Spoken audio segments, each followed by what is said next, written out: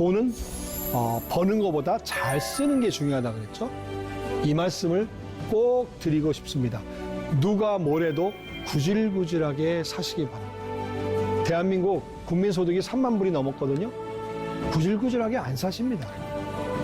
법원에 가면 개인 파산 회생하는 분들이 굉장히 많이 오는데 그분들에게 물어봅니다. 어떻게 여기까지 오시게 됐습니까? 거의 대부분 사람이 이렇게 얘기합니다. 시작은 신용카드였습니다. 여러분의 소득의 외벌이인 경우 부부 둘 중에 한 명이 번다 30%, 맞벌이는 50%, 미혼은 70%입니다. 잘 쓰는 지혜로운 방법이 뭐냐? 필요냐, 욕구냐라.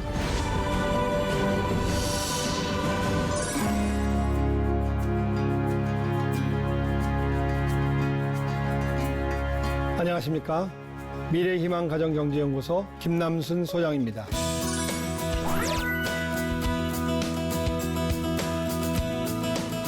이번 시간에는 가정경제 관리에 대해서 완전히 정복하는 시간을 가져보겠습니다. 가정경제 관리, 예전에 우리가 재테크 이렇게 얘기도 했었는데 놀랍게도요, 우리는 돈을 많이 벌고 또 쓰기도 하고 금융상품도 가입하고 하는데 놀랍게도 이 돈 관리, 가정경제 관리에 대해서 그 어느 곳에서도 한 번도 배운 적이 없다는 사실입니다. 집에서도 안 가르치죠. 학교에서도 안 가르치죠. 회사에서도 안 가르치죠. 그러다 보니까 돈은 버는데 어떻게 관리해야 될지 몰라서 쩔쩔맵니다. 어떻게 관리하는 게 좋을지 그 아주 구체적인 내용에 대해서 제가 말씀드리도록 하겠습니다.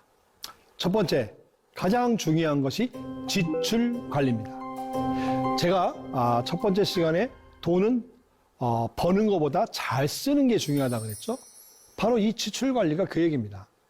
여러분 한 달에 어디로부터 얼만큼 돈을 벌고 계십니까?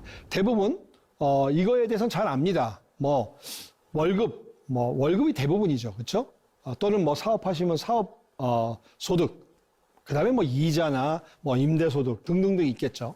자, 그러면 그렇게 버신 돈을 어디다가 얼만큼씩 지출하고 계십니까? 의외로 이거 잘 모릅니다. 아주 재미난 얘기는요. 자영업을 하시는 분들, 이렇게 치킨집이나 세탁소나 마트나 이런 분들이요, 가게에서는 이거 수입 지출 관리를 아주 꼼꼼히 합니다. 근데 그렇게 해서 그렇게 힘들어서 번 돈을 집에 갖고 오는 순간에 아무 관리를 안 합니다. 여러분은 어떠십니까? 그래서 바로 이 수입 지출 현황표, 이거를 작성해 보시기 바랍니다. 이거 작성하면 여기서 돈이 나옵니다. 우리 집에서 과하게 지출하는 게 뭐라는 것을 한눈에 딱 알 수 있게 됩니다. 수입 지출 현황표 꼭 한번 작성해 보시기 바랍니다. 자, 그러면 구체적으로 지출 관리를 어떻게 해야 될 것인가? 저는 이 말씀을 꼭 드리고 싶습니다. 누가 뭐래도 구질구질하게 사시기 바랍니다. 어떻게 구질구질하게 살아? 사실 대한민국 국민소득이 3만 불이 넘었거든요. 구질구질하게 안 사십니다. 지금 여러분들 우리 주위에 구질구질하게 사는 사람 있습니까? 예를 들어서 신발 하나 갖고 1년 내내 신는 사람 있습니까? 양복 한두 벌 갖고 계속 입는 사람 있습니까? 없습니다. 그렇기 때문에 조금은 구질구질하게 산다라고 생각할 정도로 아끼고 절약하셔야 된다는 얘기입니다. 쭉 나와 있는 가정의 여러 항목이 있죠. 자동차. 여러분, 한 단계 아래씩 좀 내리면 안 될까요? 사교육비요. 이거 정말 가정경제에 멍드는 가장 큰 이유가 사교육비입니다. 여러분, 저는 여러분들에게 이렇게 권하고 싶습니다. 사교육비 여러분들이 지출하는 거에 그냥 반만 좀 줄여보자. 아니, 한 3분의 1이라도. 여러분, 그거 아십니까? 저도 자녀를 둘을 키웠는데 내가 교육비를 쓴 것과 이들이 대학 가는 거는 아무런 함수관계가 없다는 놀라운 사실을 알게 됐습니다. 그래서 저는 이런 얘기를 합니다. 우리의 자녀들은 엄마의 뱃속에 이미 다 결정됐다. 모태대학론. 하지만 우리가 좀 불안하고 막 걱정되니까 그것 때문에 이렇게 많은 사교육비를 지출하고 있는 거 혹시 아닙니까? 예. 그래서 요즘에 또 많은 전문가들이 이런 얘기 합니다. 아이들의 미래는요, 아이들이 원하는 대로 내버려 두면 알아서 잘 큰답니다. 알아서 잘 큰답니다. 통신비, 외식비, 피복비, 전기, 난방비, 문화비, 또 해외여행. 뭐 코로나 때문에 2년 동안 못 갔죠. 이제 코로나 이제 풀리기 시작하면 막 난리가 날 겁니다. 막 봇물 터지듯이. 여러분, 이런 부분에 있어서 각각 항목별로 조금씩만 잘 절약하고 관리하시면 굉장히 돈이 많이 남을 겁니다. 또 하나, 신용카드를 체크카드로 바꾸시기 바랍니다.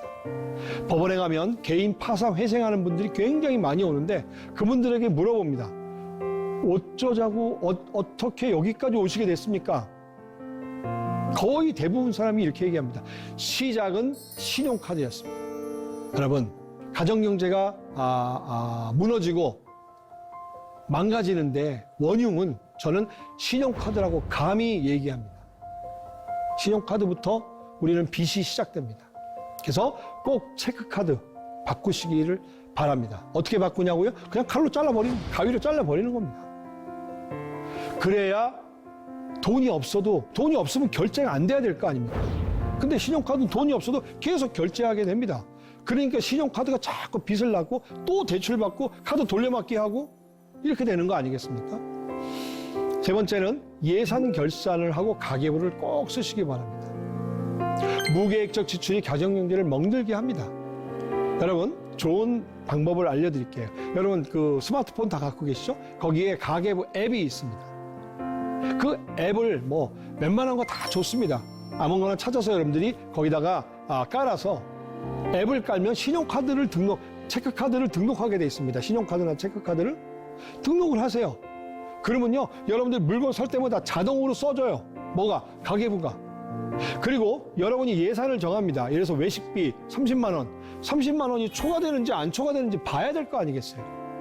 이렇게 체계적이고 계획적으로 가정경제를 운영하시면 돈이 절약이 됩니다.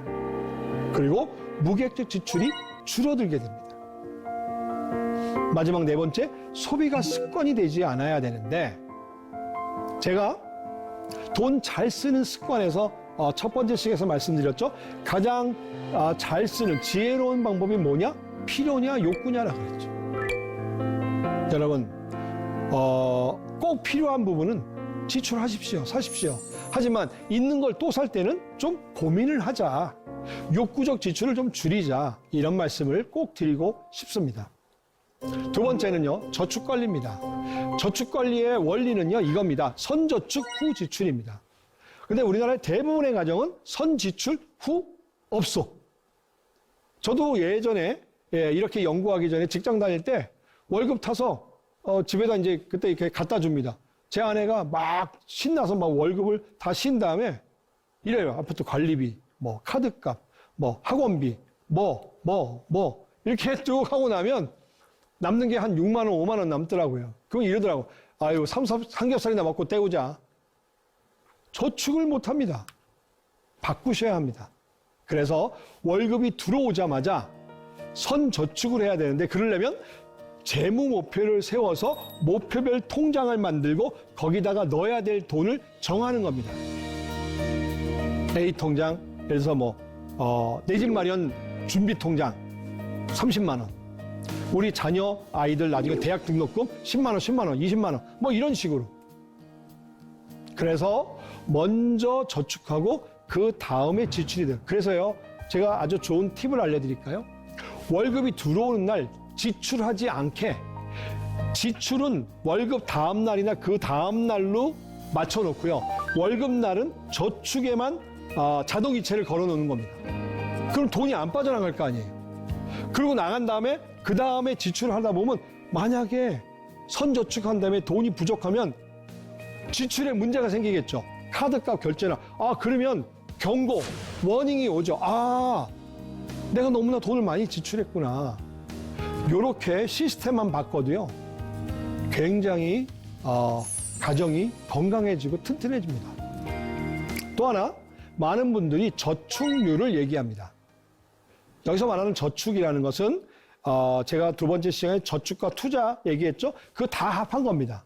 심지어 보험회사의 저축성 보험도 합쳐서 이 세 가지를 다 합친 금액이 여러분의 소득의 외벌이인 경우 부부 둘 중에 한 명이 번다 30%, 맞벌이는 50%, 미혼은 70%입니다. 맞벌이는 왜? 두 사람 중에 한 사람이 실직하거나 휴직할 수 있으니까 항상 반은 저축하는 그러한 구조를 만들어야 되고, 미혼이 왜 70%일까요? 아기가 없잖아요. 여러분, 결혼해서 아기가 딱 이 세상에 나오면요, 아기는 돈 먹는 하마더라고요. 기저귀값, 분유값. 그래서요, 아기가 태어나기 시작한 다음부터는 정말 저축하기가 어려워집니다. 그래서 많은 전문가들은 저축의 골든타임이 언제냐? 결혼해서 첫 애가 태어날 때까지 여기가 골든타임이랍니다. 요때를 놓치면 굉장히 인생이 시작부터 어려워집니다. 네 번째, 비상자금. 비상자금은 가정의 고정지출의 3배 내지 6배라고 전문가들은 얘기합니다. 대강 한 500에서 한 1000만 원 사이? 아무 때나 입출금이 자유로운 통장에 넣어야 됩니다. 왜 그럴까요? 가끔보다 가장이 실직을 하거나 또 뭐 부모님들이 다치거나 병이 들어서 입원을 하시거나 자동차를 바꿔야 되거나 이런 목돈이 들어갈 일이 생깁니다. 비상자금이 없다면 어떡할까요? 멀쩡한 적금, 그 계획에 맞춘 펀드, 저축성 보험 이런 거를 해약을 하게 됩니다. 해약을 하면 어때요? 손해보는 거예요. 아시겠죠? 비상자금. 비상자금은요, 입출금이 자유로우면서도 이자를 많이 주는 상품이 있어요. 증권회사에 가면 CMA라는 상품이 있습니다. 이자가 굉장히 높습니다. 그리고 인터넷 뱅킹, 폰 뱅킹 다 됩니다. 잘 이용하시고요. 자, 여기서 이러한 질문들을 저는 많이 받습니다. 소장님, 저축하고 싶은데 돈이 없어요. 여유가 없어요. 제가 4가지를 얘기합니다. 첫째, 앞서 말씀드린 수입 지출 현황표를 작성하시면 과도한 지출을 찾아냅니다. 여기서 적어도 1, 20만 원, 3, 40만 원, 많으면 한 50만 원도 나옵니다. 두 번째, 가계부 앱을 쓰시면 계획적 지출이 되니까 지출이 통제돼서 역시 또 돈이 절약이 됩니다. 욕구적 지출을 줄이면 제가 2, 30만 원 정도 줄어든다 그랬죠? 그리고 마지막 더 중요한 거, 가장 중요한 거. 잘못 가입한 금융상품을 대표적인 게 보험입니다. 그래서 이것을 구조조정, 필요 없는 것을 해약해서 없애면 여기서 또 돈이 나옵니다. 저는 장담합니다. 만약에 여러분들이 저희 연구소에 찾아오셔서 상담을 하시면 저는 여러분 가정에 적어도 20만 원에서 50만 원, 많으면 70만 원을 찾아드릴 수 있습니다. 저축할 수 있는 여유를.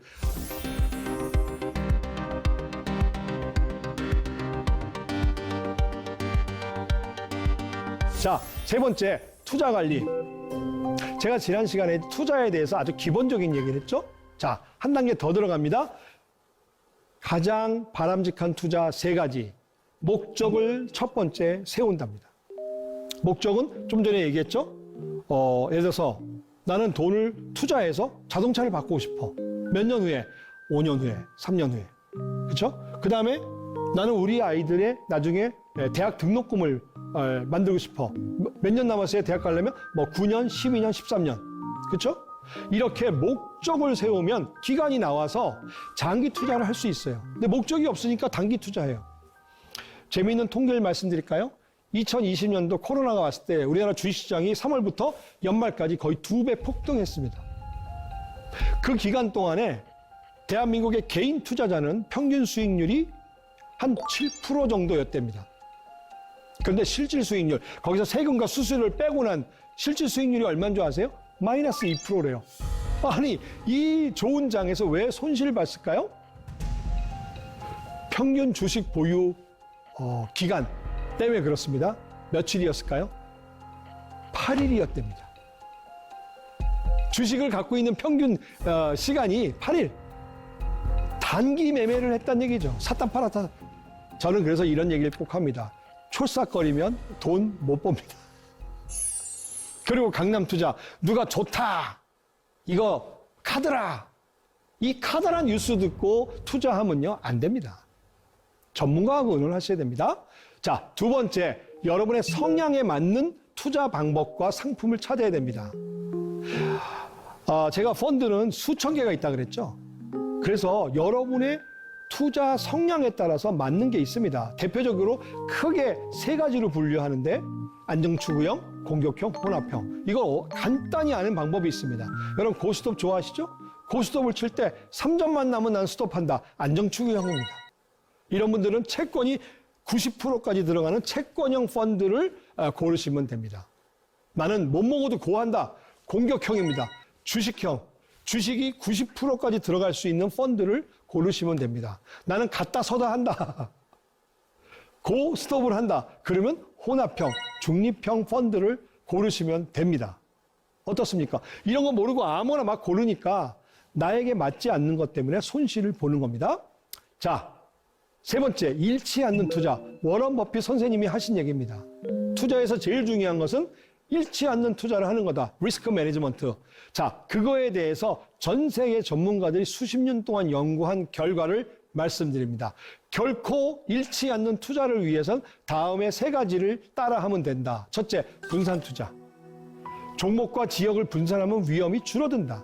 그래서 펀드, 제가 뭐라 그랬죠? 펀드는 많은 사람들이 모여서 큰 돈이 모이기 때문에 50개, 100개의 종목을 사고 이 지역, 저 지역을 다 섞어서 하기 때문에 위험이 줄어든다. 두 번째, 정기 투자.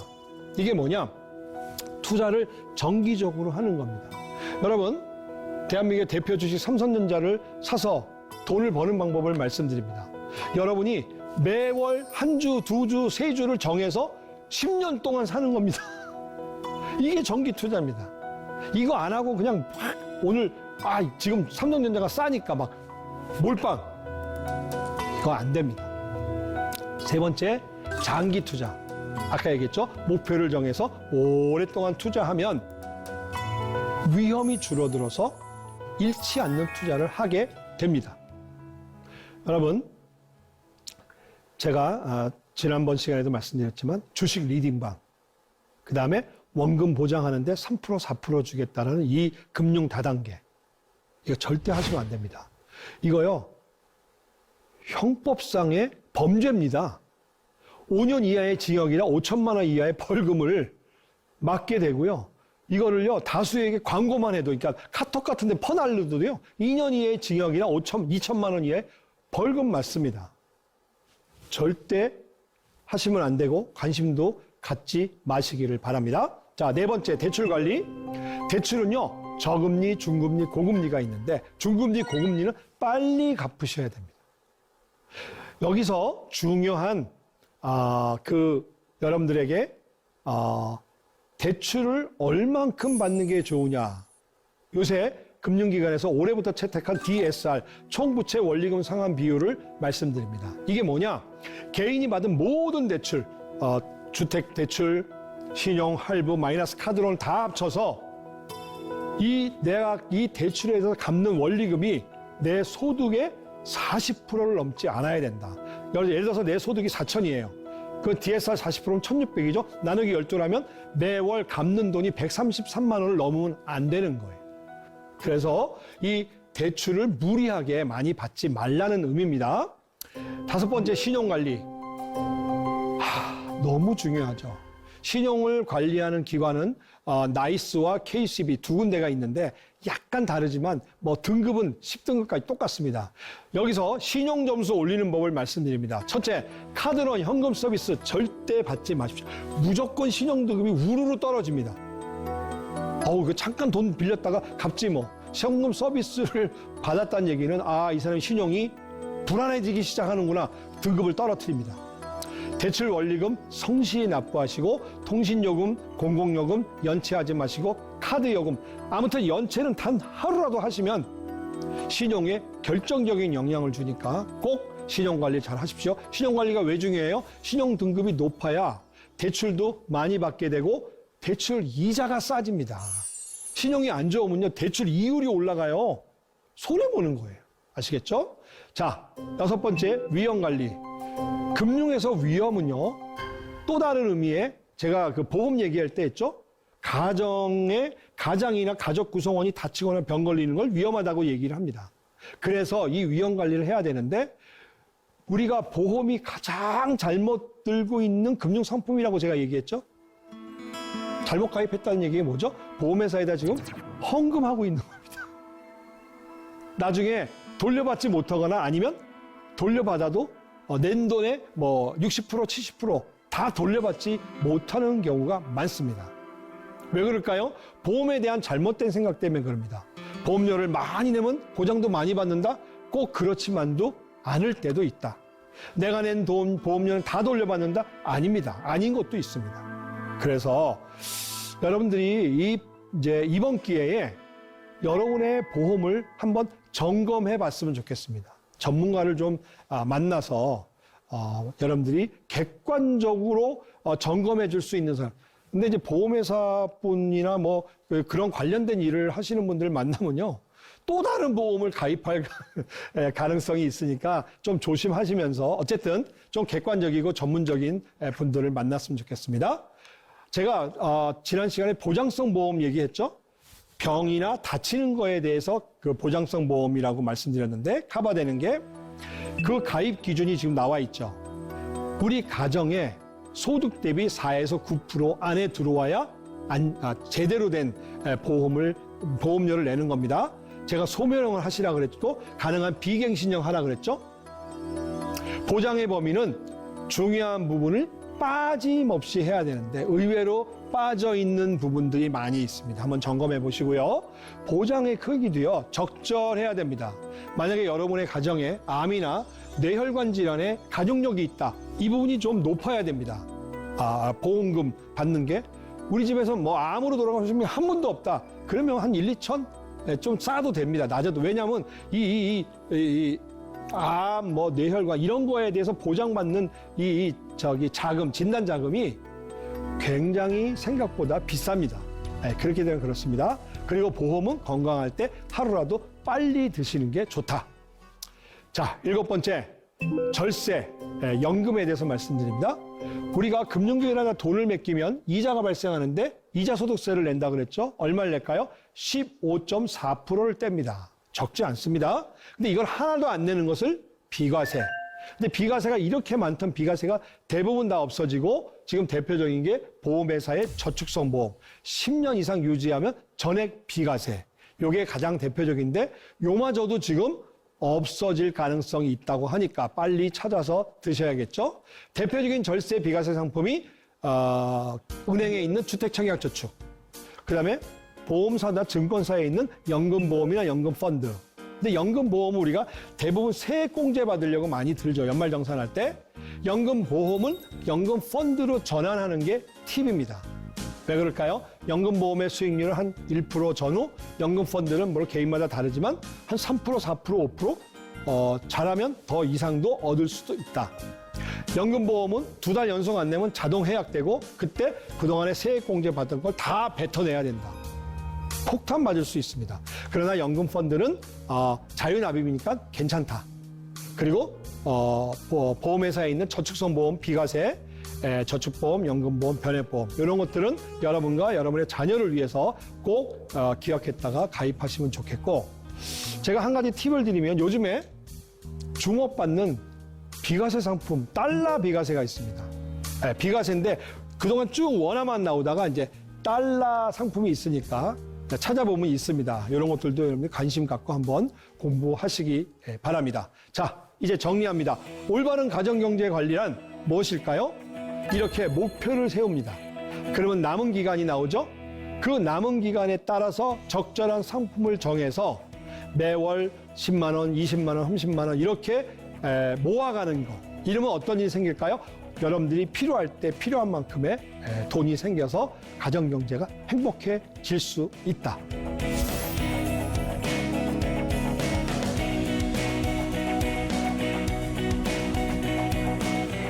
제가 첫 시간에도 말씀드렸지만은 여러분들의 금융 문맹을 탈출할 수 있는 아카데미가 준비되어 있습니다. 저희 연구소에 여러분들 관심 있거나 필요하면 한번 관심을 갖고 연락 주시기를 바랍니다. 이상으로 행복한 가정경제 관리를 위한 내용을 제가 7가지 말씀드렸는데 오늘의 모든 강의를 마치도록 하겠습니다. 감사합니다.